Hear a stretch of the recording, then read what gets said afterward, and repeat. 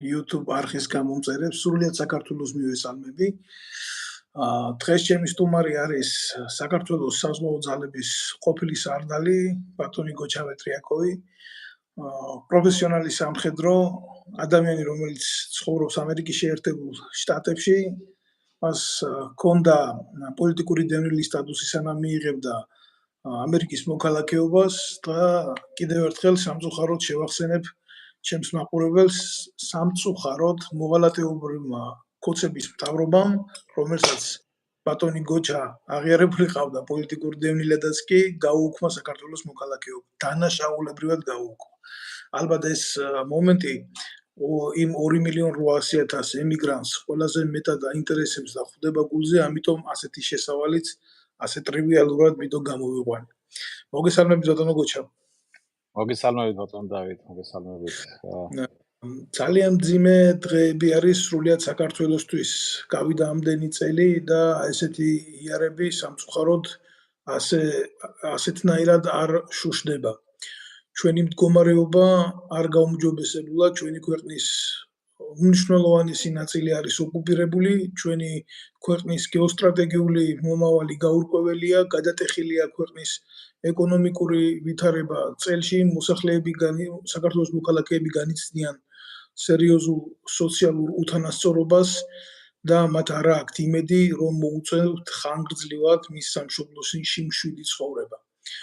ბატონო გოჩა, თქვენ როგორც სამხედრო, მე ალბათ დამეთანხმებით, რომ ქვეყნის წარმატება და სიმშვიდე იწყება მისი უსაფრთხოებიდან. რა შეგიძლიათ თქვენ თქვათ 2008 წლის ომის შესახებ, როდესაც ქართული ოცნება ამდენი წლის მერე იუწყება, რომ ნაციონალური მოძრაობის რეჟიმი უნდა გასამართლდეს, იმიტომ რომ ისინი დამნაშავეები არიან. ხოლო ამ ხნის მანძილზე, ამდენი წელი, უკვე 10 წელზე მეტია გავიდა, ხო? ისინი დუმდნენ. არის თუ არა ეს ქვეყნის უსაფრთხოების კიდევ ერთხელ პოლიტიკური მოტივებით გამოყენების მცდელობა და თამაში საკუთარ უსაფრთხოებასთან? გმადლობთ. დიდი მადლობა შეკითხვისთვის. სამწუხაროდ ეს ყველაფერი პოლიტიკური, ასე ვთქვათ, პიარისთვის არის გამოყენებული წინასაარჩევნოდ. ეხლანდელი მთავრობის მიერ. მაგას სხვა არაფერი არ ქვია. 12 წელი გავიდა და ეხლა იძახიან, რომ უნდა გავასამართლოთო. გასასამართლებები არიან, რა თქმა უნდა, მაგრამ ძალიან დიდი დრო დაკარგეს, ან გავიდა.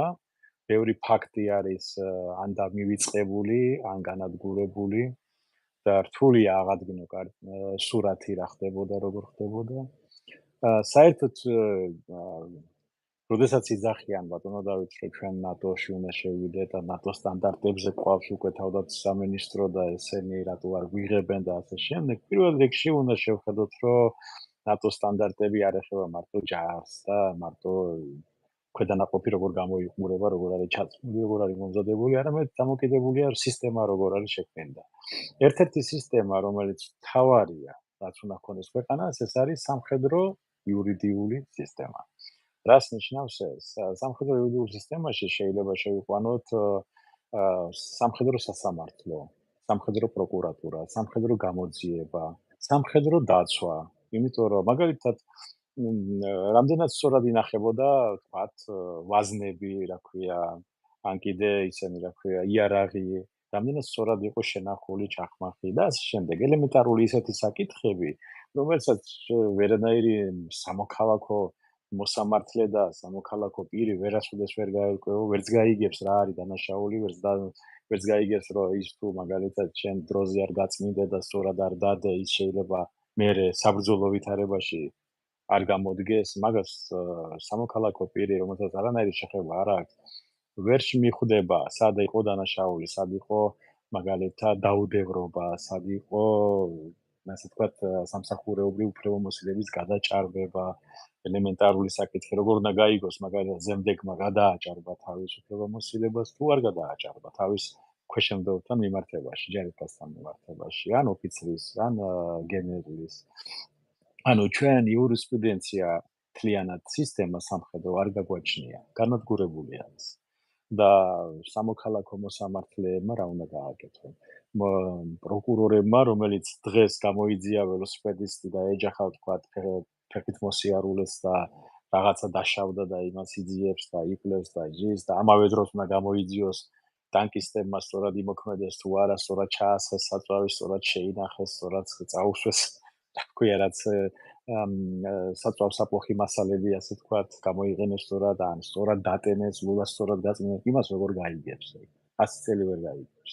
თუ ის არ შეისწავლა და თუ ის არ გამოსცადა და თუ იქიდან არ გამოდის. ანუ მომავალი სამხედრო იურისტები უნდა გამოვიდნენ ჯარის წიაღიდან. ანუ ყოფილი ჯარისკაცები, ყოფილი ოფიცრები უმაღლესი განათლება მიიღეს, იმათ ემსახურენ ამას და რაღაც შეხება ჰქონიათ. მანდაც ბევრი განხრა იქნება, მაგალითად, საზღვაო მიმართულების სხვა სპეციფიკა, სახმელეთოს სხვა სპეციფიკა, ავიაციაზე აღარ ვამბობ, ეხლა მაგალითად Su-25-ის პილოტის, ან მომსახურე პერსონალის ნაპირზე, მექანიკოსების ისე, როგორ უნდა გაარკვიო იმან, სწორად ავიონიკი იმან სწორად შეასწორა თუ არა, იმას, რაღაცა გაასწორა პროგრამა თუ არა, ან საერთოდ უნდა გაეკეთებინა ის რაღაც მოქმედება თუ არა, დროულად ჩაუტარდა რეგლამენტაცია თუ სარეგლამენტო მუშაობა თუ არა. ბევრი რაღაცები, ნიუანსები, ტექნიკური და რომელსაც მთლიანად ეს სისტემა არის შესაქმნელი, თუნდაც პატარა, მაგრამ შესაქმნელი არის. და ეს ჩვენ არა გვაქვს. შესაბამისად სამხედრო ტრიბუნალიც ვერ გვექნება. იმიტომ რომ ტრიბუნალზე უნდა გავიდეს ეს შეისწავლილი იქნა და დადებული. იქ მარტო ის არ არის, ვიღაცა უნდა დავხვეწოთ, ჩამოვახშოთ თუ რაღაცა ციხეში გაუშვათ. იქ არის შეცდომების გასწორება. იმ ტრიბუნალი არ ყვევს, სად იყო შეცდომები, რა შეცდომები მოხდა, რა არის გასასწორებელი და ასე შემდეგ. ბატონო გოჩა, ჩვენ საუბრობთ ამ მნიშვნელოვან თემაზე და პარალელურად უყურებთ ძალიან ბევრ ფაქტს ქართული ოცნების ხელისუფლებაში მოსვლის დღიდან, რომელმაც ფაქტიურად PR კამპანიად გამოიყენა ეს ომის საკითხი. თქვენ გახსოვთ ალბათ ლობიოში გამხდარი პრეზიდენტი როგორ უდგებოდა ამ საკითხს ქართული ოცნების მიერ ლობირებული, სალომე ზურაბიშვილზე მაქვს ლაპარაკი. ასევე სხვადასხვა პირები, რომლებიც ქართულ მხარეს არ დანაშაულებდნენ რაღაც საბრძოლო მოქმედებების დაწყებაში და ძალიან ბევრი ნიუანსი იყო, რომელიც საერთაშორისო დონეზე შემდეგ გაირჩა. რა თქმა უნდა, ასეც უნდა მომხდარიყო და რა თქმა უნდა, გარკვეული მომენტები შეჯამების და ანალიზის მიღმა დადგა, მაგრამ ქვეყნის შიგნით პროცესები, რომელმაც ფატალურ დონემდე მიიყვანა შეიარაღებული ძალების ცალკეული ქვედანაყოფები, გამოიწვია პირადი შემადგენლობის მსხვერპლი და ასე შემდეგ. საერთოდ არ ვსაუბრობ მილიონების ტექნიკის მიზანმიმართულ ჩაბარებაზე, დაკარგვაზე, იქ პოლიტიკური სარგებლის მიღებაზე და ომი ყველაფერს წერს და ამ ეგრეთ წოდებული რებუსით იარაღის გადამალვაზე, რომელიც ნაცნობრაობამ გააკეთა სხვათა შორის რა. უბრალოდ ყველაზე დიდი მტკივნეული დარტყმა საქართველოს შეიარაღებული ძალებისთვის, მე როგორც მოქმედი ოფიცერი ვიმსახურე და ვნახე ეს ყველაფერი ჩემი თვალით, იყო ის, რომ ეს ადამიანები, რომლებიც სილაჩრეში იყვნენ, ალბათ თქვენ დამეთანხმებით, რომ ჯარისკაცისთვის და ოფიცრისთვის ყველაზე უპატიებელი და მიუღებელი შეცდომა ეს არის სილაჩრე ფრონტის ხაზზე და თუნდაც ზურგში საბრძოლო დავალების შესრულებისას. ქართულმა ოცნებამ ეს ადამიანები ძალიან წარმატებულად დანიშნა ისევ პოლიტხელებად შეიარაღებულ ძალებში, ისევ მისცა მათ ძალაუფლება და ისევ იმ კრიმინალით ამართია სისტემა, რომელმაც შემდეგ გამოიწვია პროცესების გაუარესება და არა გაჯანსაღება. შესაძლებელია ბატონო დავით, მე მაგაში ვერ შეგეკამათებით, იმიტომ რომ შორს ვარ, ობიექტურად ვერ შევაფასებ, სუბიექტური ვიქნები. არა, მესმის მე ეს ყველაფერი, მაგრამ ერთ რამეს ვიტყვი. საერთოდ, როდესაც არის საომარი მოქმედებები, როდესაც იწყება, ასეთი როგორც მოხდა 2008 წელს, ნებისმიერი ადამიანი ეს ფსიქოლოგიური მომენტი არის. ჯარს ესე იგი, მე ხო ვსწავლობდი სასწავლებელში. მე ხა როგორია წყალქვეშანავზე ჩახვიდე მაგალითად და მოგიწევს ისეთ სიღრმეებზე ჩასვლა, რომელიც წარმოუდგენელი რამე რომ მოხდეს, ერთი რაღაცა შეცდომა რომ მოხდეს, იქიდან ცოცხალი ვერავინ არ მოადა.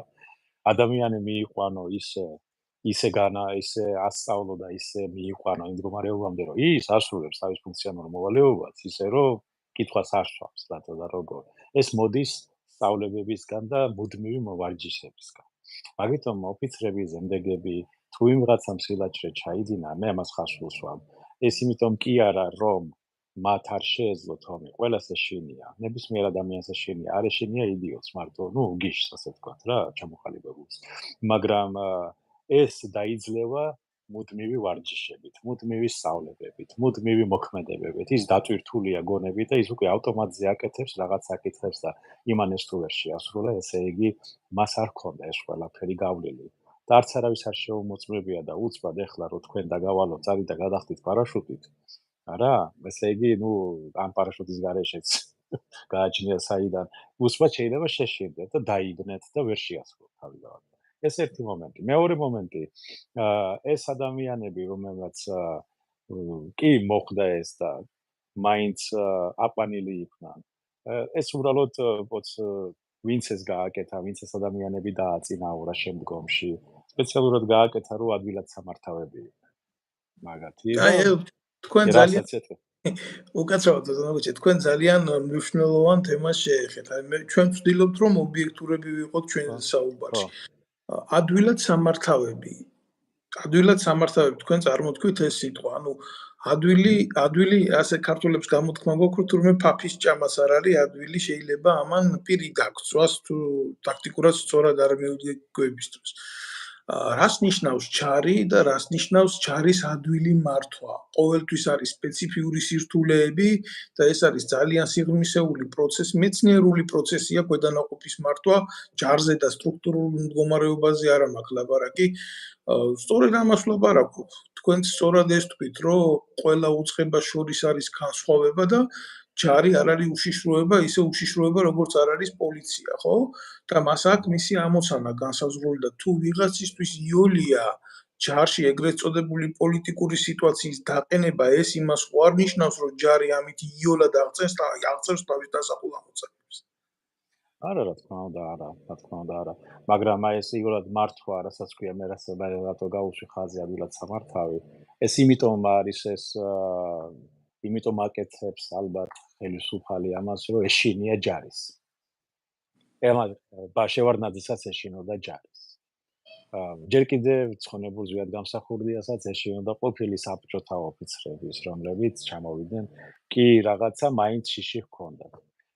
ასევე იყო 1921 წლები. ბოდიში ბატონო გოჩა საფუძვლიანი შიშიც იყო, იმიტომ რომ საბოლოოში გაკეთდა პუჩი. გეთანხმებით, მაგრამ რა თქმა უნდა, ეს 50-50 არ იცით ვის რა და როგორ, მაგრამ ჩვენ იგივე შეცდომა დაუშვით, რასაც უშვებდით, რაც დაუშვეს ჩვენმა წინა, ასე ვთქვათ, 1918-21 წლებში რაც ხდებოდა, ხო, გენერალი მაზიანაშვილის ჩანაწერები ან კუნიგაძე. თუ წაიკითხოთ რა ხდებოდა, ჯარი ფაქტობრივად ჩვენ 40,000-ზე მეტი მომზადებული ის ყავდა, რა ქვია, გენერალი და ოფიცერი. პირველ მსოფლიო ომში ვინც მიიღო მონაწილეობა, გამოცდილი გენერლები და განათლებული ოფიცრები იყვნენ. ისინი გარიყეს და ვიღაცა, ასე ვთქვათ, დროშის დამჭერები დაიყენეს გვერდში და იმას ენდობოდნენ და ჯარი იყო საერთოდ ცალკე. მაგიტომ წავაგეთ ჩვენ დამოუკიდებლობა ბოლშევიკურ რუსებთან, რომ საკუთარ ჯარს არ ენდობოდა ხელისუფალი. და არც აფასებდა. მით უმეტეს რომ მაშინდელ არსენალზე სამ ჯარს აღჭურვავდა სამჯერ. იმდენი შეიარაღება და იმდენი საშუალებები იყო. და მაგას არ აკეთებდნენ. დაყვეს პარტიული ქვედანაყოფებიც ყოფილა თურმე ახლა. ჩაუყვეთ სიღრმეში, ჩვენი ისტორია კარგად არ ვიცით სამწუხაროდ, მაგრამ ჩაუყვეთ სიღრმეში რა ხდებოდა, თუნდაც ის სომხეთ-საქართველოს ომი რომ მოხდა. მაგას არავინ არ საუბრობს, რატო მოხდა, ვინ იბრძოდა. ხო იყო ესეთი ფაქტებიც არის, ახლა იბრძვიან, აიღეს სიმაღლე, მერე ჯარისკა არ იყო ისა, ჯარი აი მე წავალ ახლა გასათოხნი მაქვს ეზოთ. დატოვებდნენ პოზიციას, გარბოდნენ სახლებში. ანუ ეს ადამიანებიც არ იყვნენ მზად მაშინ დაუმრად და ჩვენი ნაღდილი, გამოცდილი ოფიცრები, ზემდეგები, ჯარისკაცები, რომელიც მეფის რუსეთის იმპერიის ჯარიდან გადმოვიდა საქართველოში, იმათ არავინ არ ენდობოდა. ისინი მერე ბოლოში ახსენდებოდა, ბოლოში.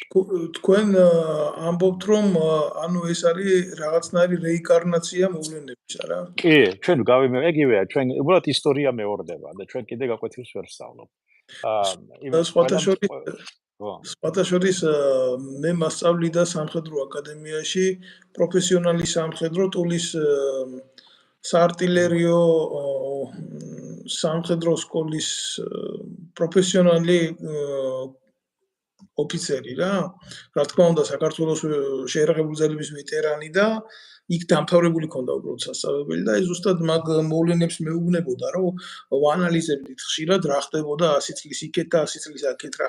ხო, ესეთი ვარიანტი. იმიტომ რომ ფაქტიურად ასე ერთ-ერთი სიტუაციას გავდეს და შენი უუნარობა ასე ნათლად გქონდეს წინ და არ გქონდეს იმის უფლება და შესაძლებლობა, რომ შენი გამოცდილებიდან რამე გადმოიღო და გაუმჯობესო, ალბათ ეს დამღუპველიც არის, ხო? სახელმწიფოს მარტო შეიარაღებული ძალებისთვის არა. აი, ჩვენ საქართველოში, აი, ყველამ უნდა გაითვალისწინოს, გაითავისოს. თუ ჯარში არ არის დამსახურები ადამიანი, იმის არჩევა დეპუტატად არ შეიძლება. არც ადგილობრივი, არც სოფლის დონეზე, არც ქალაქის დონეზე, არც სახელმწიფო დონეზე, მით უმეტეს პარლამენტში გამორიცხული უნდა იყოს. ადამიანმა თუ არ იმსახურა ჯარს, ეს იმას კი არ ნიშნავს, რომ რაღაცა ის არის, საკრალურია რაღაცა. არამედ ისა, რომ ის ჯარში ის ყალიბდება, ახალგაზრდა ადამიანი ყალიბდება, როგორც მომავალი მოქალაქე. ის იგებს რა არის ჯარი, ის იგებს რა არის იარაღი. ეს რისთვის არის? ის პატრიოტული აღზრდაც არის. ახალი მოქალაქე, ჩვენი მოქალაქის ასე ვთქვათ, ჩამოყალიბებაც არის და ადამიანი მით უმეტეს ოფიცერი თუ არის, არა? იმას უკვე გათავისებული აქვს სამშობლოს სიყვარულის, გადადებული აქვს თავი და როდესაც ის გადის სამოქალაქო, ასე ვთქვათ, ცხოვრებაში რო გადადის და შენ ვთქვათ, კონტრაქტის მერე იქნება თუ პენსიაზე იქნება, ის არის გამზადებული მომავალი გუბერნატორი, მომავალი პრემიერი, მომავალი მინისტრიც, თავისუფლად შეგიძლია ენდო. მაგალითად არ შეიძლება რეგიონები ანდო ადამიანს, რომელსაც არ იცის ელემენტარულად თავდაცვა, სამოქალაქო თავდაცვა როგორ უზრუნველყოს. იმიტომ არის სამხედრო სპეციფიკა. ეხლა შევარდნაძეს რატო ეშინოდა ჯარის? იმიტომ რომ იცოდა რაც იყო მაშინდელი ჯარი, მაგრამ საბჭოთა ოფიცრების გაკარება არ უნდოდა. მაშინ სამწუხაროდ ასია. ეხლა მოდი ახლანდელი დღე ავიღოთ. ახლანდელი რამდენი რამე შეიცვალა, ხო? 2003 წლიდან ბევრი რამე შეიცვალა ამ ბოლო 20 წლის მანძილზე. ჯარი ყავს, მაგრამ აი თქვენი ბრძანეთ, რომ რატო არ არის გამოძიებული 2008 წელი და ასე შემდეგ. რამდენჯერ შეიცვალა ჩვენი ჯარის სტრუქტურა, მაგრამ ის კანონები, რომლებიც ჯარზე უნდა მუშაობდეს, თქვა სოციალური დახმარების საკითხის, სოციალური მიმართულება ავიღოთ, ან სწავლა, ან სხვა რაღაცა. 300-მდე კანონი არის. არც ერთი კანონი არ არის ფაქტიურად აღდგენილი. ანუ ის როგორ არის, აღდგენილი კი არა, მორგებული დღევანდელ სიტუაციაზე ჩვენ ჯართან. ჩვენ დოქტრინაც კი გვაქვს, საქართველოს სამხედრო დოქტრინა არის, რომელიც ბატონმა გენერალმა ნიკოლაიშვილმა გააკეთა 94-95 წელს. და დღემდე ის დოქტრინა არის და ჩვენ ჯარის სახელმწიფოს სამხედრო დოქტრინა და ჯარი სულ ერთმანეთს არ ემთხვევა. ჩვენ გაცხადებული გვაქვს ერთი და საერთო სტრუქტურა გვაქვს სხვა და კანონები საერთოდ არ გავაჩნია შიგნით რა არის. ბევრი რაღაცა მომენტები, რომლებიც ჩვენ იურიდიული მხარე არ არის დალაგებული და არც არავინ არ ითხოვს. სხვათა შორის ბატონ გურამ ნიკოლაიშვილს ეს გენერალ ლეიტენანტს მას აქვს ეს ბევრჯერ განცხადებული, რომ ეს კანონები არის შესაძლებელი. ეს კანონები არის გადასახვეწი, მაგრამ ოცნების მთავრობას საერთოდ არაფერი გაუკეთებია ამ მიმართულებით 12 წლის მანძილზე. საერთოდ სამხედრო კომიტეტია თუ რა ქვია იმას, თავდაცვისა და უშიშროების კომიტეტი თუ არ ჩნდებია, ახლა არ ვიცი რა ქვია ზუსტად. მათ საერთოდ არ უმუშავიათ ამ მიმართულებაზე. მათი მუშაობა გამოიხატება ვითომ დომის ჯგუფი განიხილონ ფარული ხარჯებით, როგორ დაიხარჯება ფული და всё. მეტი არაფერი მაგათ საქმე არ აქვს. ესე იგი, სოციალური მხარე ოფიცრების არის იგნორირებული. რა მოუვა ის ადამიანები, თქვენ ხართ მანდ, რამდენი ოფიცერია გაყრილი სამსახურიდან პირდაპირ ამ ხუდის მნიშვნელობით, ხო? უამრავი, ათასობით. ბატონო გოჩა, ესენი რით არიან დაზღვეულები? ეს ამ მიმართულებაზე საერთოდ არავის არ უფიქრებს. სხვათა შორის მე უნდა თქვა, რომ გურამ ნიკოლაიშვილი, მე ძალიან კარგად ვიცნობ ბატონ გურამს, ჩვენ მე ვიტყვი რომ ისგან ძალიან ბევრი რამე ვისწავლე, იყო დრო რა თქმა უნდა ამისი, როცა მქონდა მასთან ურთიერთობა და თუმცა მიმაჩნია დღემდე რომ ესეთი პოზიციები ალბათ უფრო რადიკალური მიმართულება იყო საჭირო საქართველოში იმისთვის, რომ რაღაცა შეცვლილიყო რა. მარტო ის რომ საუბრები ტელევიზიით, მარტო ეს არ იყო საკმარისი. სრულიად გეტყვით ამისთვის რა. ალბათ უფრო მეტი ერთობა იყო იმ თქვენი თაობის მხრიდან, ალბათ უფრო მეტი ჩართულობა იყო, ალბათ ძალიან ბევრი თქვენი თაობიდან თქვენ არ გეწყინებათ გარიგებული გახდნენ თავდაცვის სამინისტროს პოლიტიკურ ხელმძღვანელობასთან ეს გამიправე, ის გამიправე, ამაზე ეს თქვა, ამაზე ის არ თქვა. ძალიან ბევრი ქვედა დინებებია იმისთვის, რამაც სიტუაცია არაჯანსაღად წაიყვანა. ჭეშმარიტი გამჭვირვალობის სამოქალაქო კონტროლის პრობლემები იყო. რეალობაში გეტყვით ამას. თუმცა ხანო ბატონი გურამი რო პროფესიონალია და იდეალური ვარიანტი იყო იმისთვის, რომ ეს კაცი ყოფილიყო, არა მარტო ბატონი გურამი, იქ ბევრი ადამიანია, რომელიც მასავით ჯანსაღად მოაზროვნე იყო, მაგრამ სამწუხაროდ როგორც გვჩვევია ჩვენ და როგორც მივედით ჩვენი ეროვნული სიზარმაცით, გონებრივი სიზარმაცით, ჩვენ ხო ჩვენი ნიჭიერი ხალხის გამოყენება არ გვინდა რა, რაღაცა სტანდარტები გვაქვს, რაღაცა სტანდარტებით მივქრივართ, შეუთანხმებლობა, გაურკვევლობა, სახელმწიფოებრივი კურსის არარსებობა და ეს ყველაფერი მიდის მერე ანარქიაში და დაყოფილი უწყებები, უშიშროება, თავდაცვის სამინისტროდ, პოლიციის სამმართველოებად, ესენი იმის მაგივრად რომ ხალხს ემსახურებოდეს, იბრძვიან ერთმანეთში თანამდებობის გული. ძალიან ბევრი ძირგამომთხრელი რაც ჩვენ გვაყოვნებს და მიგვაქვანებს მოუსავლეთში. გეთანხმებით ბატონ დავით, აქ ერთი მომენტიც არის კიდევ, ეს მარტო გარედან ეხლა ჩვენი საუბარი და ვინც არ უნდა ისაუბროს ბატონი გურამი ისაუბრებდა თუ ბევრი სხვა თადარიგის ოფიცერი თუ გენერალი, ჩვენ გვყავს გენერალური შტაბი, ასე ხქვია თუ არ ვცდები, ხო? თუ მთავარი შტაბი ეხლა როგორც არის, არა? ეს არის შტაბი, რომელიც უნდა იძლეოდეს ამ დაკვეთას პირველ რიგში. იმიტომ რომ ჩვენ კი ვთქვით, რომ ეს არ არის, მაგრამ ვინ უნდა უთხრას თავდაცვის სამინისტროს, რომ ჩვენი ოფიცრები დაცული უნდა იყვნენ. ეხლა კი აშენებენ იმ თქვათ ბინებს, რაღაცებს გადასცემენ, კარგია ეს ყველაფერი, ალბათ არ ვიცი, მაგრამ როგორ შეიძლება რომ მარტო ბინები ხო არ არის, იქ 300-მდე კანონია დასახვეწი. 300-ზე მეტი სამხედრო მიმართულებით. რა დიდი ბოდიშით მე უნდა ჩაგერთოთ, იმიტომ რომ ძალიან ბევრი ოფიცერი გვიყურებს მერე და წერენ ამ ყველაფერს. უნდა გავაკეთო ეს კომენტარი აუცილებლად რა. და მომართვაც მქონდა ორგანიზაციის სახელზე ძალიან ბევრი, და რა თქმა სხვაზე რატო გავაკეთო მაგალითები, აგერ ჩემი თავით შემიძლია გითხრათ ეს ყველაფერი. ჩვენ რო დავდებით კონტრაქტი, აი თქვენ სოციალურ მიმართულებას შეეხეთ, იქ იყო გათვალისწინებული თითო ოფიცერზე 45 კვადრატი ბინა ოფიცერთა ქალაქში.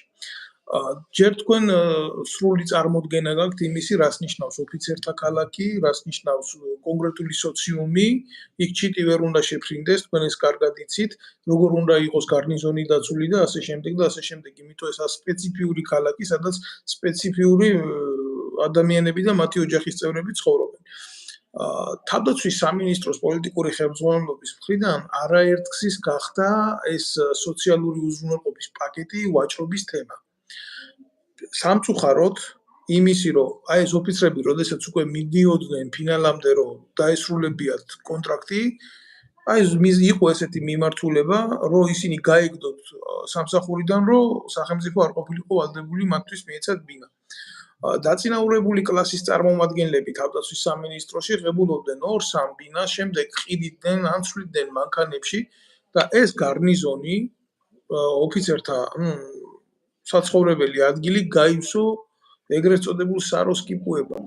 ეს დიდი სინანულით უნდა აღნიშნო, მათ შორის უცხო ქვეყნის მოქალაქეები, როგორ შეიძლება სამხედრო ტერიტორიაზე, ის არის იგივე სამხედრო ტერიტორია. და იცავს მას სამხედრო პირები, რომ არ მოხდეს ტერიტორიაზე საშუის გარეშე დაშვება. აი ესეთი მოხდა.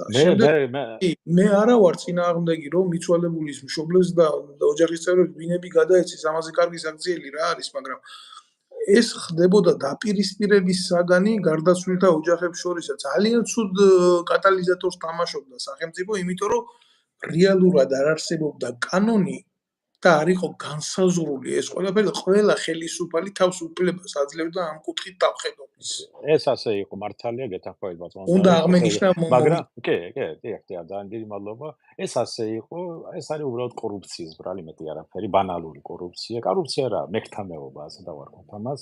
ასე იყო თავიდან მოყებული, ასე იყო საბჭოთა კავშირის დროსაც საქართველოში პრესტიჟული ადგილი ითვლებოდა და ყველა ცდილობდა თბილისში მიიღო ბინები და ასე შემდეგ და მაგ იყო ათასობით ბინა გაყიდული იყო სხვა მხარეს.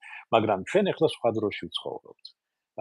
სამხედრო ქალაქების შენებლობა ეს არის ყოვლად აი ესე როგორ ვთქვათ, კარგად ჟღერს, მაგრამ ეს ცუდი მომენტი არის. რატო?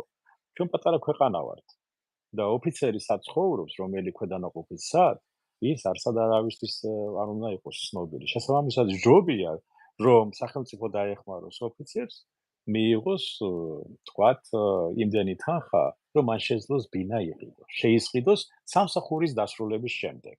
აი მაგალითად, მას უკავდება ხელფასიდან რაღაც დონე, ან თვითონ უმატებს რაღაც ფულს, უდებს ცალკე ანგარიშზე, კონტრაქტი რო დასრულდება, აჰა შენ ფული გინ ბინა იყიდა, გინ სახლი აიშენე და გინ კოსმოსში გაფრინდი. რაც შენი როგორც გადაწყვეტა ვიცე. ხო და შესაბამისად არ უნდა იყოს, იმიტომ რომ აი წარმოიდგინე ბატონო დავით, დაიწყო სამომარი მოქმედებები.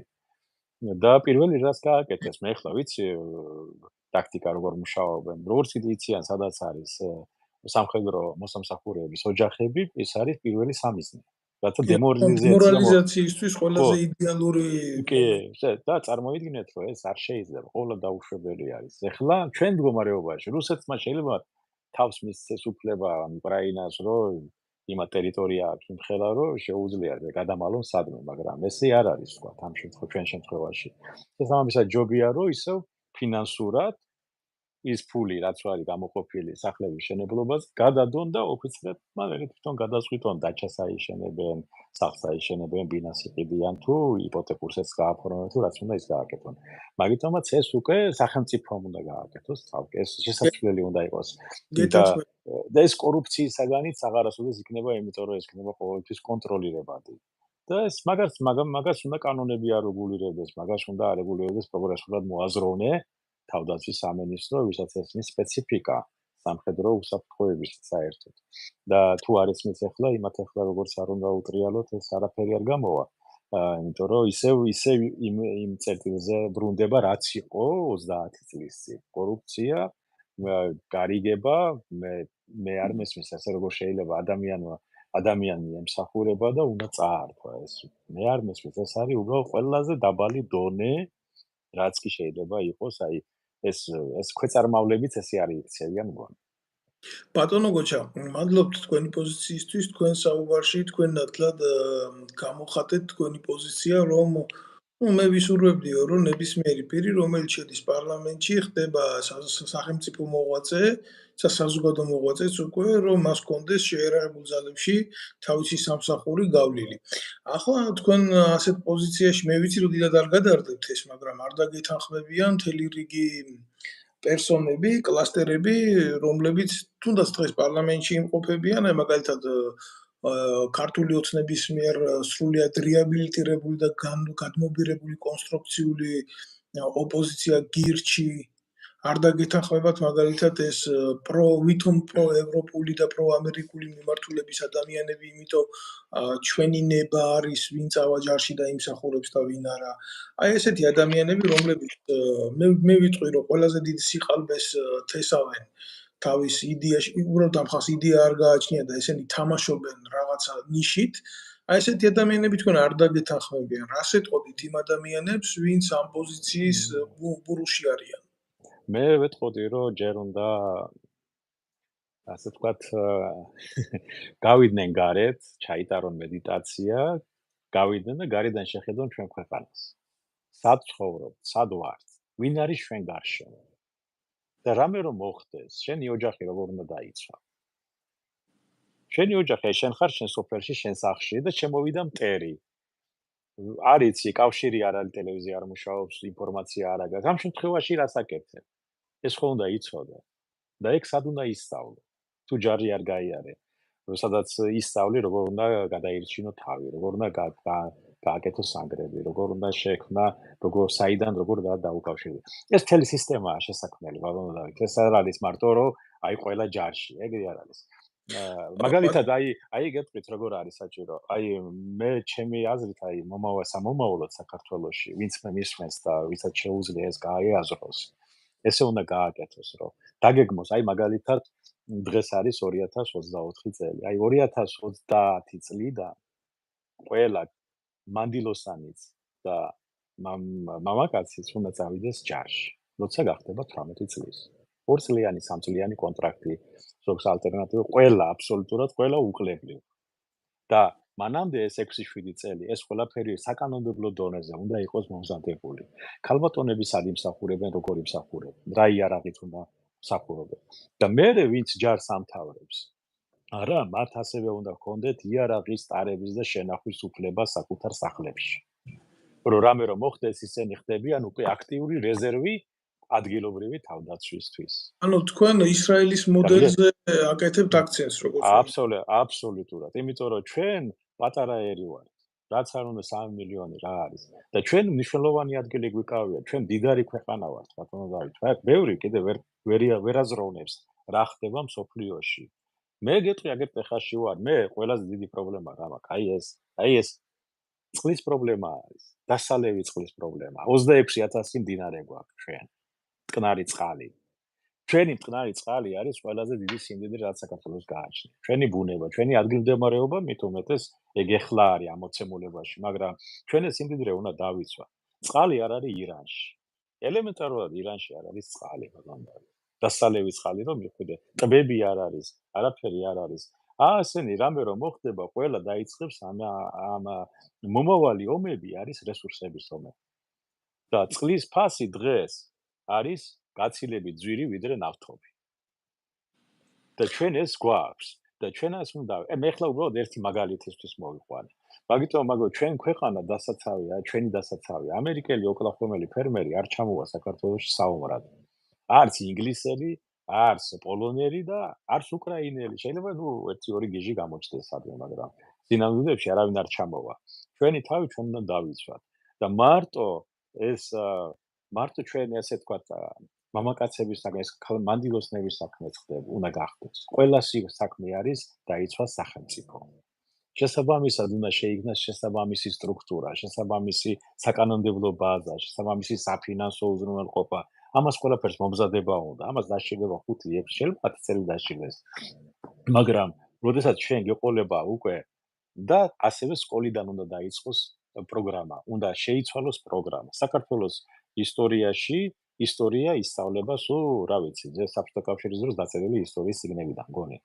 მაგალითად, რა დანაშაულებები იყო, რა იყო, ბავშვების იდეოლოგიური მომზადება იწყება ოჯახიდან, სკოლაში. უნდა გაიზარდოს ის თაობა, რომელიც უკვე მომზადებული შედის ჯარში. და მისთვის ეს არის ვალდებულება და არა ძალით წაყვანა. ეს ყველა ადამიანი, ყველა მოქალაქის ვალდებულება არის ემსახუროს საკუთარ ქვეყანას და მეორე ვალდებულებაა გადაიხადოს გადასახადი. აბსოლუტურად გეთანხმებით.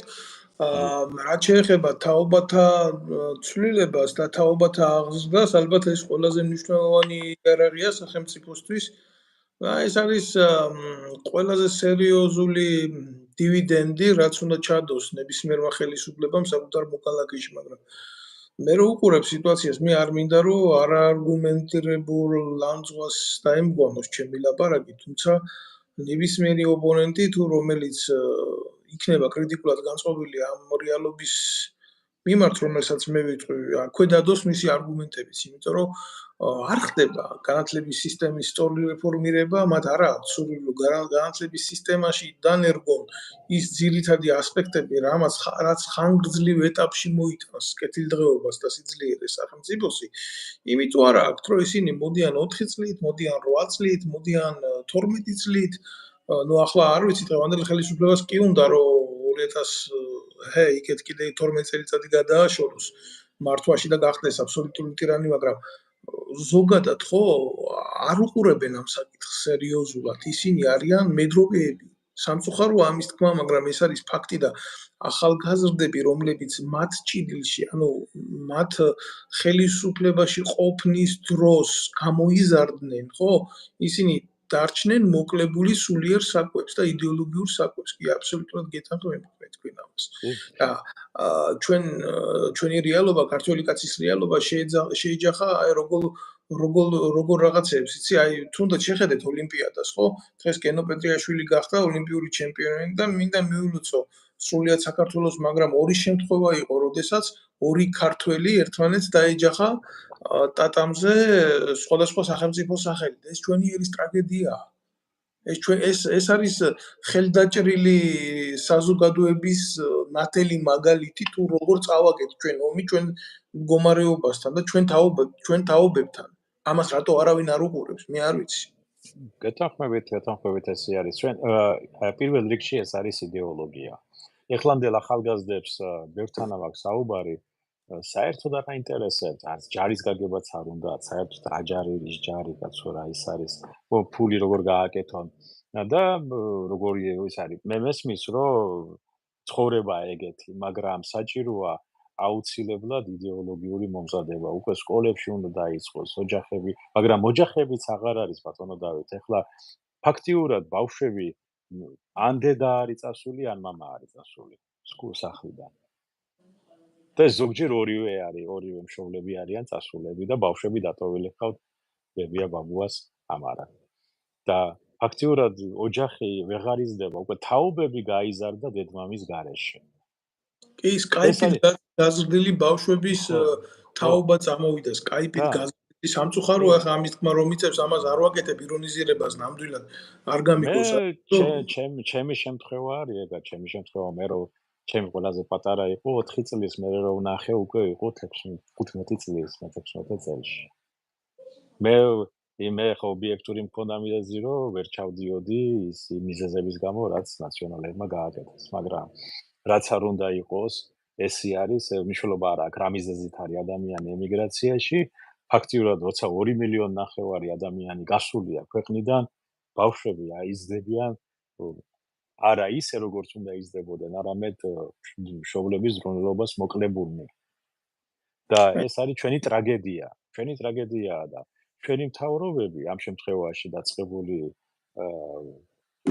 თავიდანვე, ასე ვთქვათ, არასოდეს ზრუნავდნენ ადამიანზე.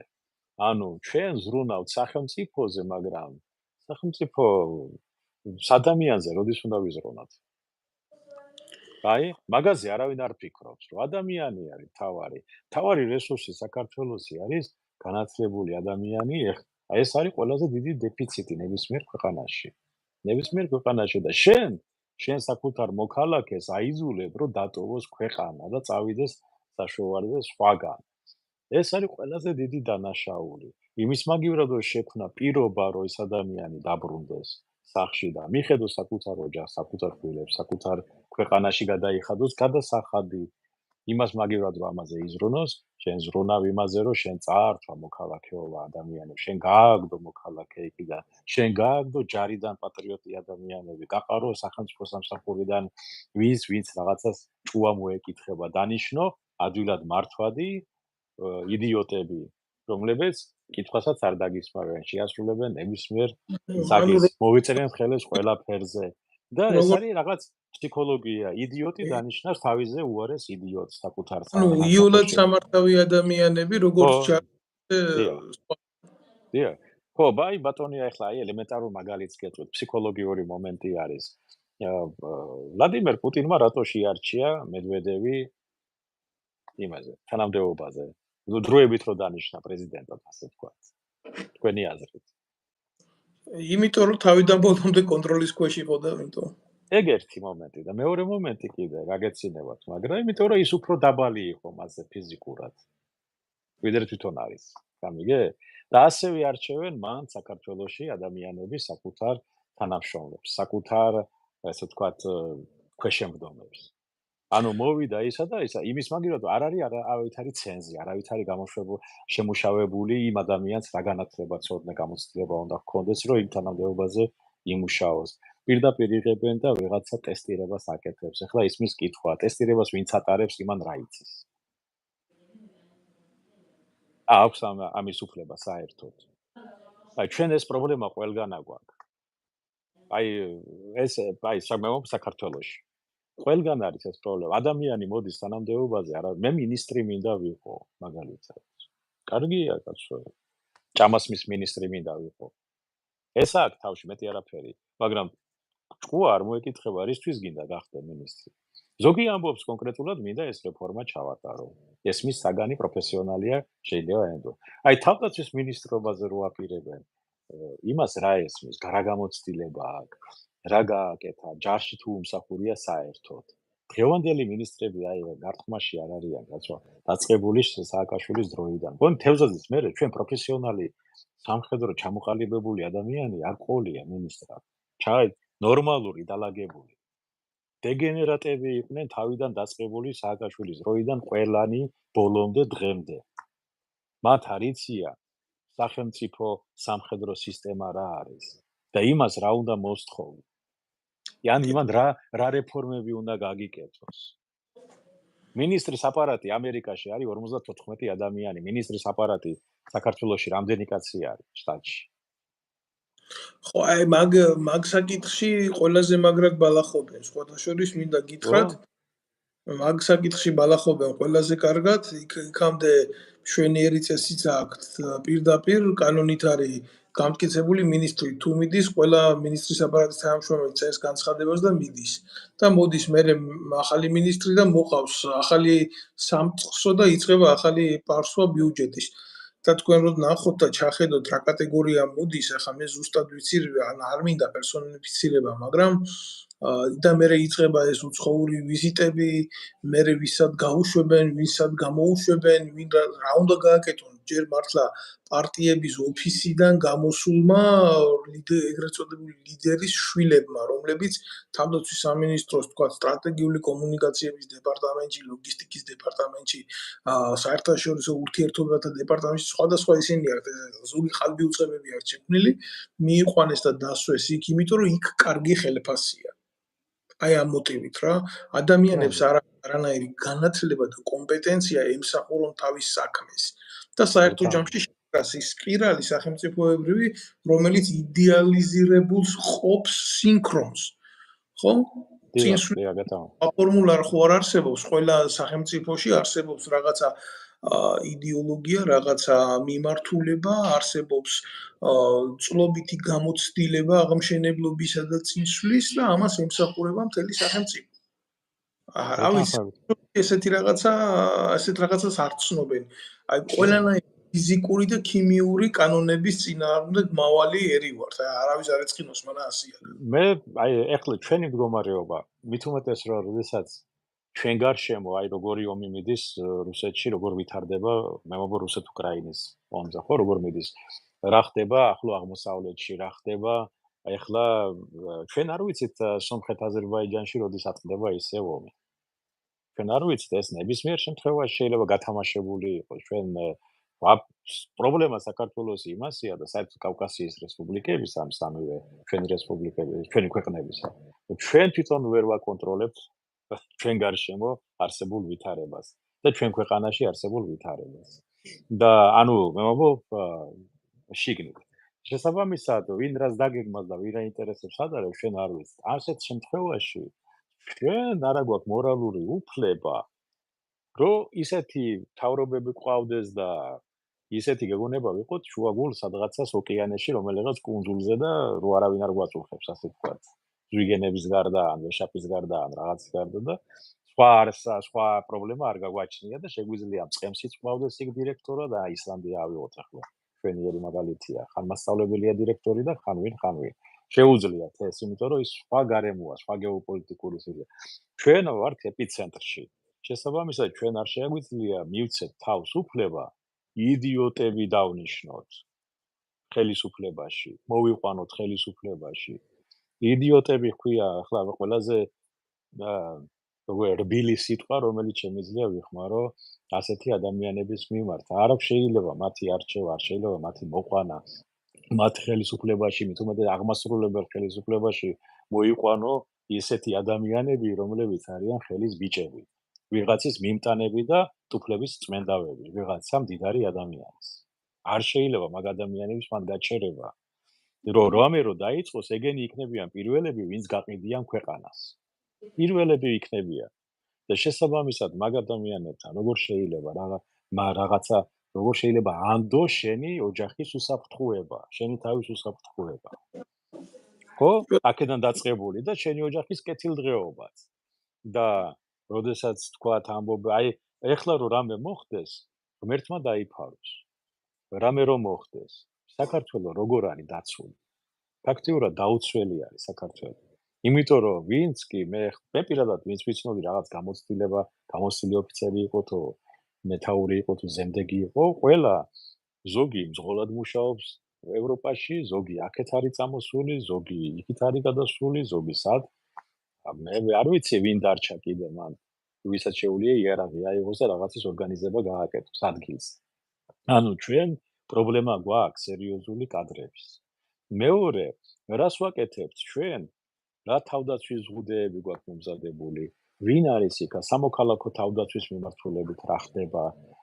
რამდენად არის ჩართული თქვათ იგივე ვეტერანთა დეპარტამენტი, რომელიც ჩვენი რეზერვის ოფიცრები ან ზემდეგები რამდენად არიან ჩართულები ამ სამოქალაქო თავდაცვის საკითხებში? ბევრი ისეთი მიმართულებაა ბატონ დავით, რომელსაც ჩვენ ალბათ ერთი წელი შეგვიძლია ვისაუბროთ ყველა მიმართულებაზე, იმდენი არის დასარჩევი.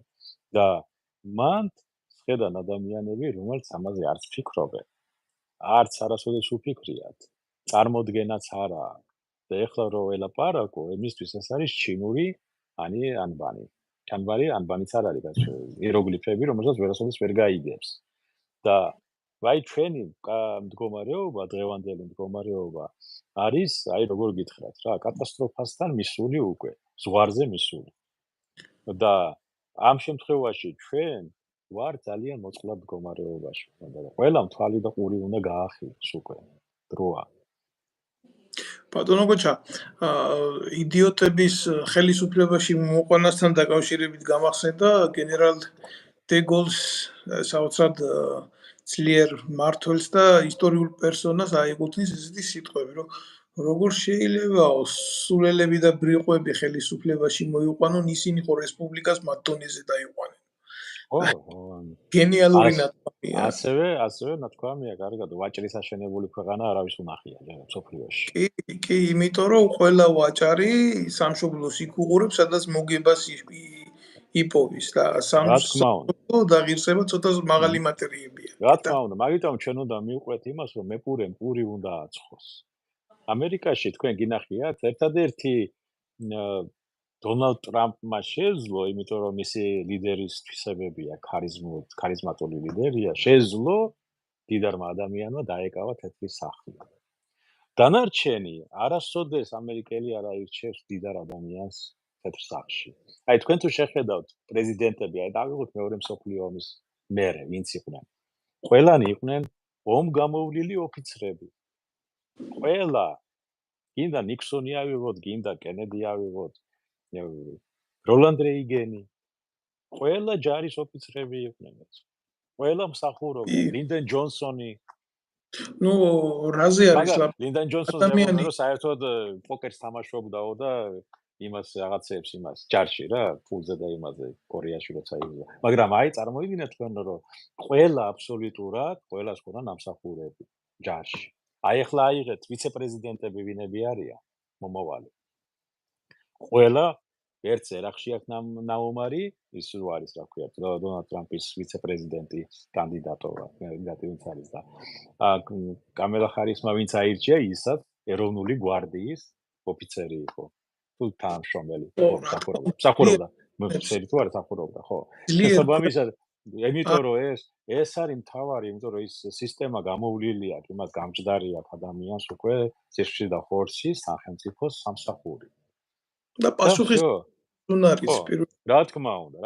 შესაბამისად ის ადამიანი უნდა ასეთი ადამიანი უნდა იყოს არჩეული, როგორც ადგილობრივ ხელისუფლებაში, ისევე საპარლამენტო და ისევე იმაში და ეხლა მე არ ვიცი გირჩია თუ კვახი არის იქ ვინც არის არც არ უნდა იყოს არა ეს ადამიანები ჯერ წავიდნენ სამშობლოს სიყვარული დაამტკიცონ ემსახურონ სახელმწიფოს და მერე ილაპარაკონ წარმატებას მე ან ისევ გირჩთან მიმართებაში ეს უბრალოდ თორემ მე მაგათ არ განვიხილავ რაღაცა ძალად რომელზეც შეიძლება ნებისმიერ მომენტში აქცენტი გაკეთდეს. ერთადერთი ძალის ხარისხი თუ შეიძლება ამ დიალოგში მაგათ მიეცეთ, ეს არიან მანიპულირებული ძალა ხელისუფლების მიერ დესტრუქტანტები და წერტილი, რომელსაც ხელისუფლება იყენებს საკუთარი ემოციების, უпростоრად საკუთარი განწყობების შესაქმნელად და ეს ძალიან ცუდი თამაშია საკუთარ საზოგადოებაში, როდესაც შენ ასე რობოტ ტექნიკით მართავ პოლიტიკურ პროცესებს და იწვევ საზოგადოების გონების დაჩლუნგებას. ეს არის ღალატი და ამას ჭირდება ზუსტად პატრიოტიზმი იმ უშიშროების სამსახურებში, იმ საპოლიციო სამსახურებში, იმ საზოგადოებაში, იმ მეცნიერულ სფეროებში, რომ ზუსტად ეს არ განახორციელოს ნებისმიერმა ხელისუფლებამ რობოტექნიკა, ანუ რობოტული გონებით მიდგომა პროცესებამდე, სასიცოცხლო პროცესზე. ეს არ არის რაღაცა თამაში, ეს არის ეგზისტენციალური გამოწვევები ჩვენი საზოგადოებისთვის, იმიტომ რომ წლების მანძილზე საზოგადოებაში, როგორც ჩვენი საუბრის დროს აღვნიშნეთ, არ მომხდარა თაობათა ღირებულებების ჩანერგვა, არ მომხდარა იდეოლოგიურად მათი სწორი წარმართვა და გაზრდილი ადამიანების სხვადასხვა ცნობიერების ხელისუფლების შორის, ხო, რადიკალურად დაკარგულები არიან საკუთარ სამშობლოში. სამწუხაროდ ამის თქმა მიწევს, მაგრამ მარტო სამშობლოს სიყვარული, რომ შენ ქვეყანა გიყვარს, შენ ქართველი ხარ და აქ დაიბადე, იმისთვის არ არის საჭირო, რომ შენი ერი წინ წაიღო. შენი ერის პასუხისმგებლობა ზუსტად იმაში მდგომარეობს, რომ შენი წილი ტვირთი იტვირთო და ბოლომდე გაიტანო ეს მიუხედავად წინაღობისა.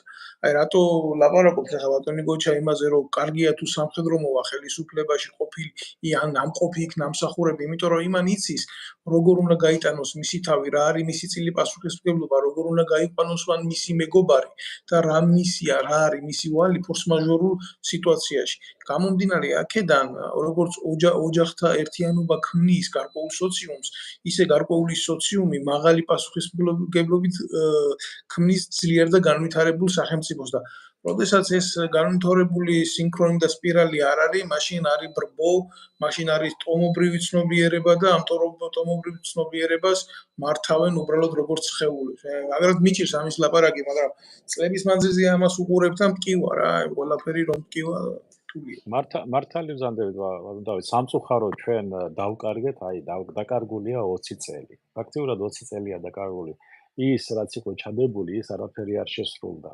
ბოლომდე რაღაცა დონემდე მივიდა და მერე გაიყინა თითქოს აი ჰაერშია გაყინული აი მაგალითად ბელორუსიაში თუ ჩახვალთ იქ ნახავთ რომ ის გაყინულია 99 წელს იქ სადღაცა საბჭოთა კავშირი რო იყო რაღაცა დონეზე მისული და იმის იქით რო არ მიდის, მაგრამ ისაც არ არის დანგრეული ჯერ კიდე. აი ეს ამ დონეზე არის ახლა ფაქტიურად საქართველოში სისტემა, სამხედრო სისტემა გაყინული. თქვენ აღნიშნეთ აი საქართველოს ბედი დღევანდელ გეოპოლიტიკურ პროცესებში, როდესაც სომხეთის გამოწვევა იქ არის, რეალური გამოწვევა არის სომხეთის, იმიტომ ნებისმიერ დროს შეიძლება გახდეს პროცესები უმართავი და ეგზალტირებულმა მასამ გადაწყვიტოს იქ ბრუტალურად ყველაფერი მათი ცნობიერების მიხედვით ეს არა გასაკვირი. არ ვამბობ ამას ირონიულ ვარიანტში, უბრალოდ ლაპარაკობ იმ ხელოვნური იყო, ბევრი პროცესი ეს ძალიან ჩანდა.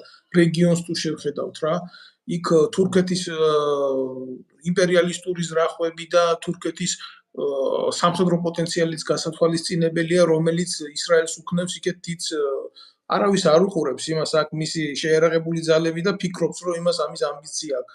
აქეთ ირანი ფაქტიურად ბატონო გოჩა მე გავკადნიერდები თქვა რომ თუ დაისახება კონფლიქტი ისეთ ქვეყნებში, რომლებსაც არ ექნებათ საზღვარი უშუალოდ პირდაპირ და ჩვენ ვიქნებით მათ შორის ჩვენ ტერიტორიას ისე გაივლიან და ისე გამოივლიან ჩვენი სამხედრო პოტენციალის გათვალისწინებით, არ შეგვეკითხებიან ამას.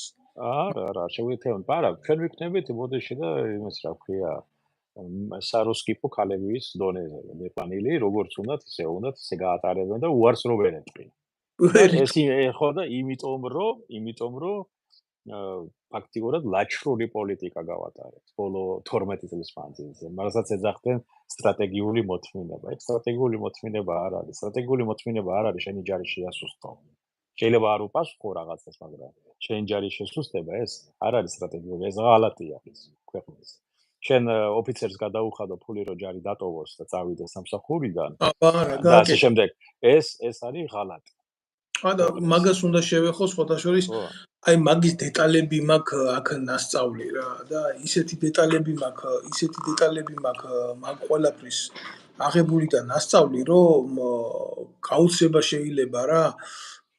ჯერ მარტო ესეთი პიროვნება იყო ხვიჩა გაბიევი, საბჭოთა კავშირის ჩემპიონი იყო ტანვარჯიშში რა და შეერაღებულ ძალებში სპორტულ აღზრდას და იმას ხელმძღვანელობდა ეს ბიჭი. არ ვიცი ალბათ ნებისმიერი სახელმწიფო ტანმოვარჯიშე იყო რა, იამაყებდა ამ კაცს.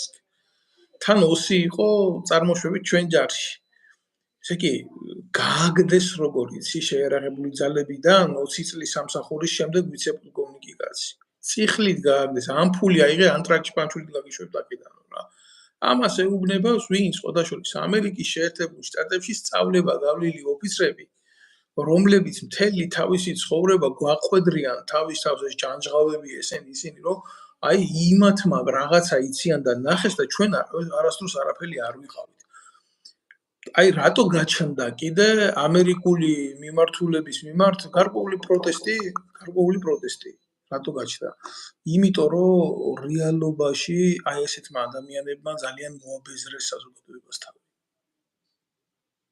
ეთანხმებით, ბატონო. ეხლა მე მაგასაც ვეტყვი, ახლა თქვენ ბრძანეთ, რომ ის ამერიკაში გავლილი რაღაცა კურსების, მიცემა კურსებიც გაიარა.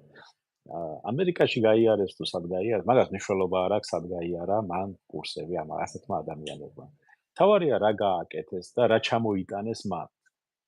მე აქ რო ვისწავლე, მაშინ ახლა მე თავად სამინისტროში შესახური, მე ვიყავი მესაზღვრეებში, ხო, სასაზღვრო დეპარტამენტში.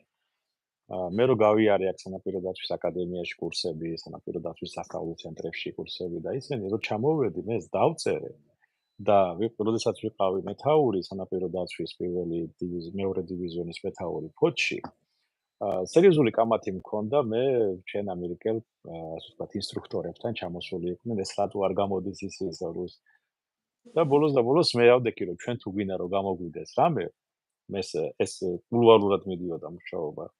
უნდა შევქმნათ ცალკე სტრუქტურა, დაუხატე სტრუქტურა. დაუსაბუთე რატომ არის ეს სტრუქტურა საჭირო ცალკე, მაგრამ ეს ჩემგან არ უნდა მოდიოდეს მეთქი, იმიტომ რომ მე რავი არ მომისმენდა თბილისში, მე ფოთში ვიყავ. მე დაუსაბუთე ეს, მაგრამ შემდეგ იმათ მიიტანეს თბილისში და შეიქმნა სანაპირო დაცვის სტრუქტურა, რომელიც მე დაუხატე მათ ქაღალდზე თავიდან. ასე იყო. მე დაიწყო მუშაობა თბილისში, მე გახდა ეს სტრუქტურისა და ამ სტრუქტურის ყველა ფუნქციონალური მოვალეობაზე მე პირადად მუშაობდი. და ბევრი ოფიცერი ასეთ ვართ მაშინ სწავლობდა და ვინც გაიარა.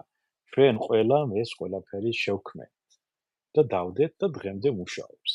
მაგიტომაც, როდესაც ადამიანი გააგზავნის სადმე სასწავლებდა და აკადემიაში, კურსებზე, ის უნდა ჩამოვიდეს და ის შეძენილი ცოდნა უნდა დადოს ფუძელზე თუ როგორ უნდა იქნას ეს გამოყენებული ქართულ ჯარში ამ შემთხვევაში, ხო? და ეს რას მოგცემს, რა პლუსები აქვს, რა მინუსები აქვს, გამოგვადგება ეს თუ არა ჩვენ, იქნებ რამეა შესაძლებელი. ამაზე ვინმეს თუ უფიქრია, ეს ანალიტიკა თუ არსებობს საერთოდ. მაგაზე მე არ ვიცი, მე არ მინახია მაგალითად. მე ერთადერთი მახსოვს ერთი იგივე ჭელიძე მეუბნებოდა მაგას სხვათა შორის. ვიქტორი ჭელიძე, როდესაც ჩამოვიდნენ ოფიცრები თურქეთის აკადემიიდან, ცხონებულმა ადმირალმა ირემაძემ დაიბარა და სთხოვა, დამიწერეთ ხოს ყველაფერი, თქვენ რა ისწავლეთ და რა გააკეთეთ და როგორ უნდა გამოვიყენოთ ეს საზღვაო ძალებში. ამას აკეთებინებდა ის და დღევანდელი ხელმძღვანელობა აკეთებს ანალიზს საერთოდ. და დღემდე რატო არ არის შექმნილი ის პირობები საქართველოში, რომ მაგალითად ჩვენ საზღვარგარეთ არ გვიწევდეს უკვე გაგზავნა ოფიცრების კი მომავალი ოფიცრების, რომ ჩვენ მოვამზადოთ ჩვენი ჯარისთვის ჩვენივე ესა პირადი შემადგენლობა. ანუ ჩვენი სასწავლო ცენტრები უნდა იყოს უკვე იმ დონეზე, თუ აქეთ ვასწავლიდეთ სხვას. ყველა მიმართულებით უკვე 20 წელი გავიდა. მაგრამ დღემდე ვუყურებ ბატონო დავით იმას, რომ აი ამერიკული ჯარი ჩამოვა ნუ ვიღაცა ჩამოვა ინსტრუქტორები და მოგვიბზადებენ ბატალიონს. ან ASEUS, ან კავშირგაბმულობას, ან რაღაცა ეგეთი პროგრამები აქვს რაღაცა. და ისმის კითხვა, ბოლოს ეს 20 წელი რას აკეთებდი? მე ვაი კონკრეტულად სამხო, რას აკეთებდი, რატო არ აკეთებდი? სად არიან შენი სპეციალისტები, მომზადებული სპეციალისტები? არა ყავს, სად წავიდნენ? ანუ რაში დაიხარჯა ფული? აი ჩვენ საუბრობდით, რომ ბევრი დახმარება მოვიდა, მაგრამ წავიდა არამიზნობრივად. აი ეს არის იგივე არის, რომ შენ რესურსს არ იყენებ მიზნობრივად. ადამიანს შენ ხარჯავ ფულს, დროს ადამიანის მომზადებაში და მერე იმ ადამიანს უშვებ. ვიღაცა იდიოტი მოვა და იცი რა, მე აღარ მინდა შენთან მუშაობა და წადი. ახლა შენ ფული და წადი. ეხლა ისმის კითხვა, ის ვინც გააკეთა, ეს მაშინ იზორიას ხელით კეთდებოდა, ხო? თუ მისი მოგონილი არ არის, ვინც არ უნდა იყოს. მინისტრი იყო იზორია, ხო? ვინ არის იზორია, რომ შენი და ჩემი გადახდილი გადასახადის ფულით მომზადებული ადამიანი იმან გაუშვა ჯარიდან? არავინ, ეს არის კრიმინალი, როდესაც ხო? და პარლამენტთან იზორია არის, ეხლა ჯეიმს ბონდი 007 და ესა რა ქვია, რემბო და ყველაფერი ერთად აღებული, რომ ის დაგვიცავს ჩვენ? ისი არის მზად?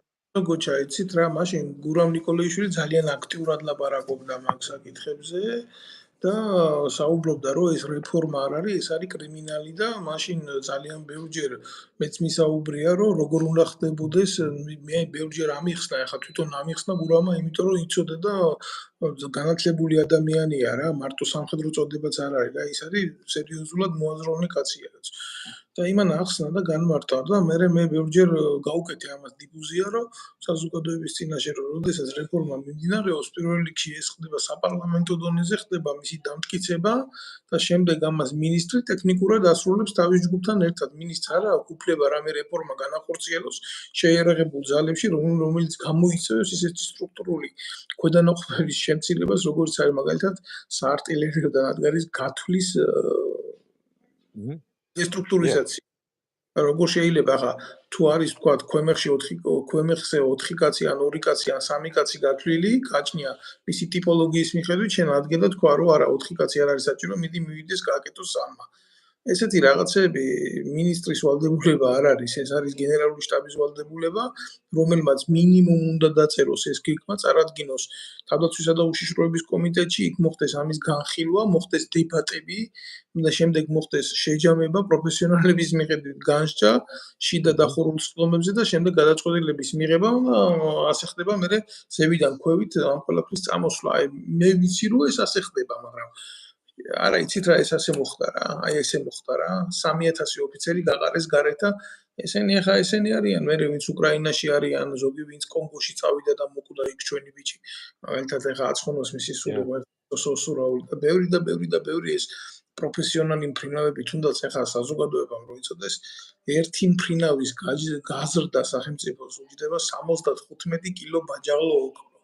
ახლა ვინ გადაიხდის, იზორია გადაიხდის მისი ჯიბიდან, ამას ადამიანის სიცოცხლეზე მარტო რო არაფერი აღარ ვილაპარაკოთ.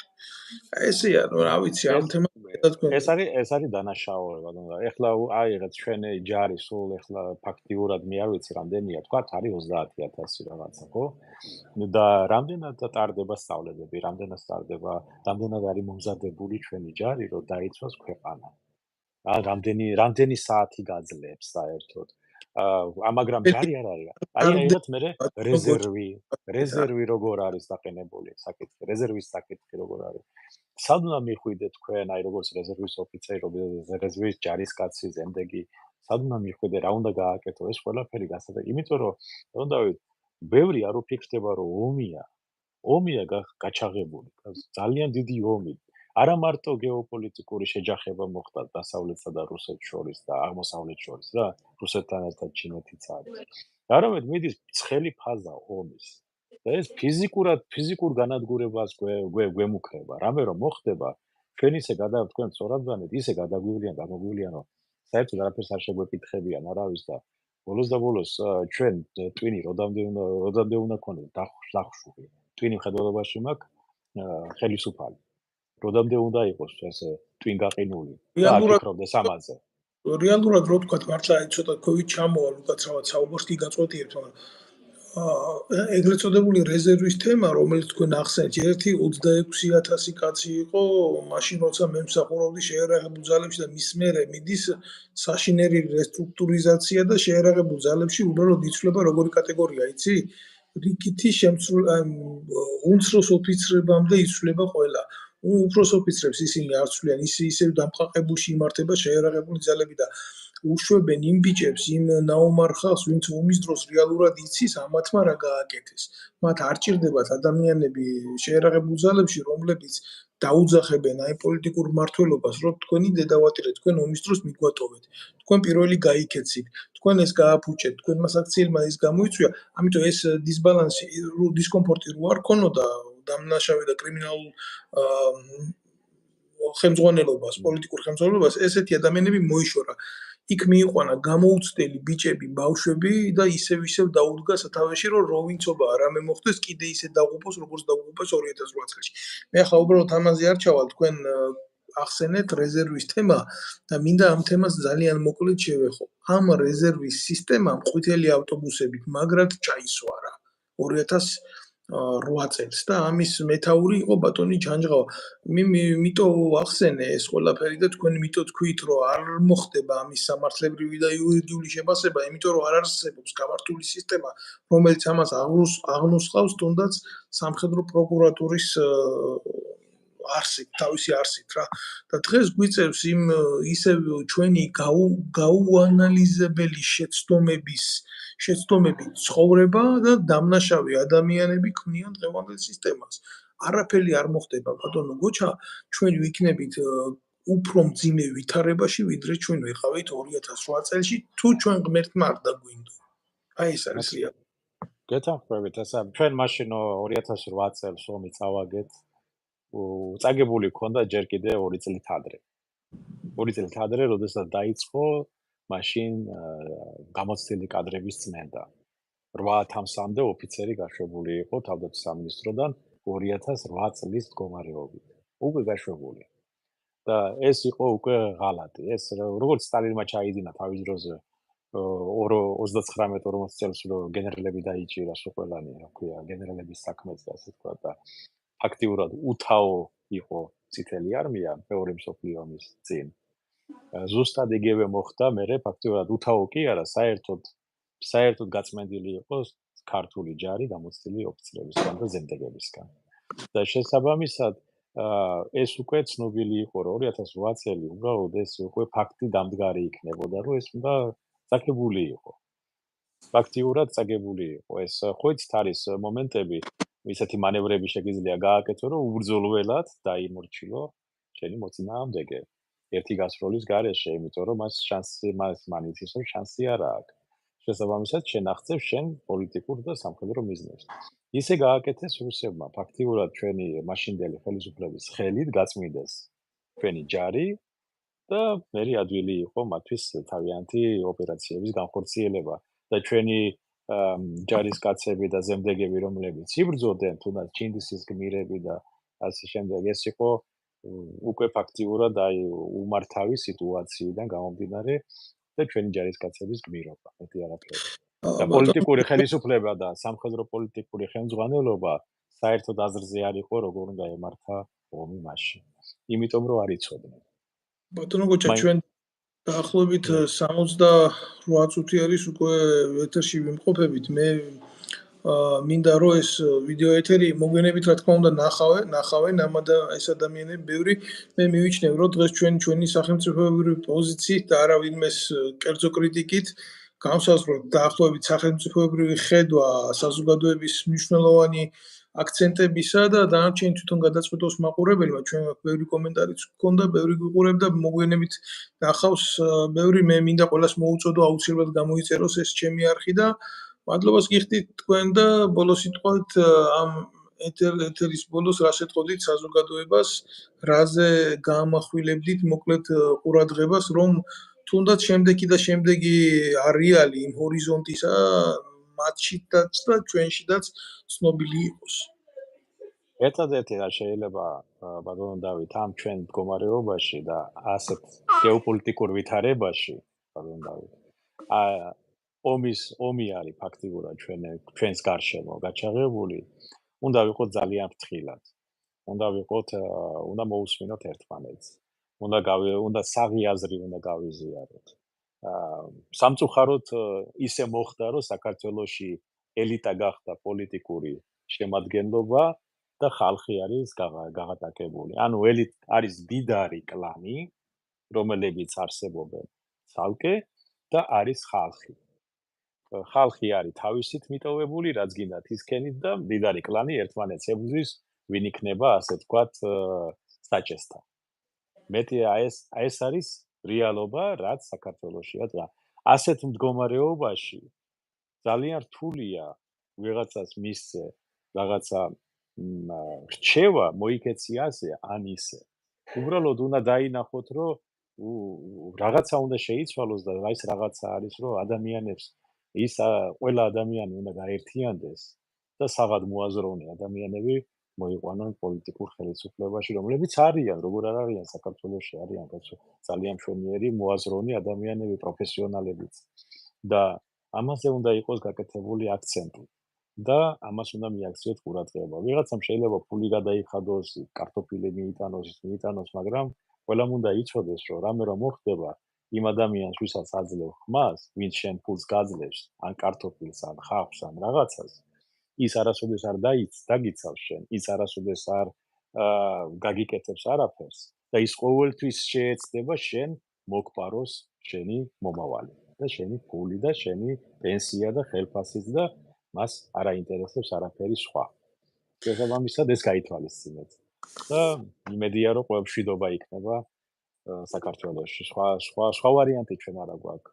დაპირისპირება იარაღით გამორიცხულია და არ უნდა მივიდეს მაგამდე.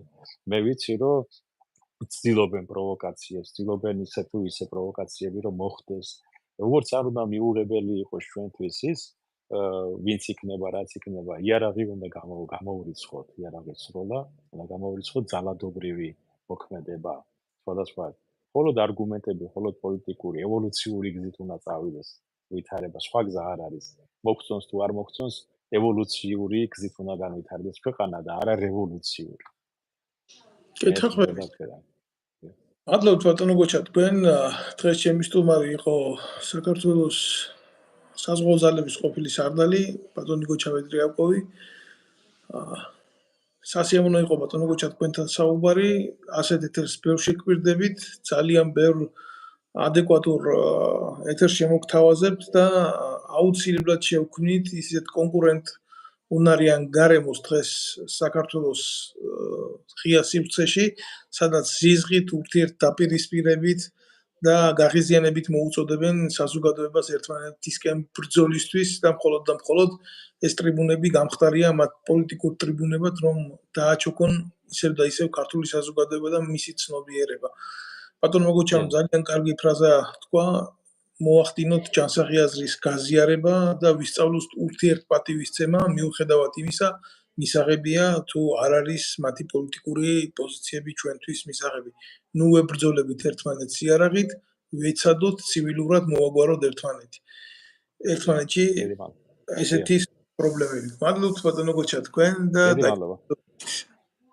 დიდი მადლობა. კარგად ბრძანდებოდეთ. კარგად ბრძანდებოდეთ.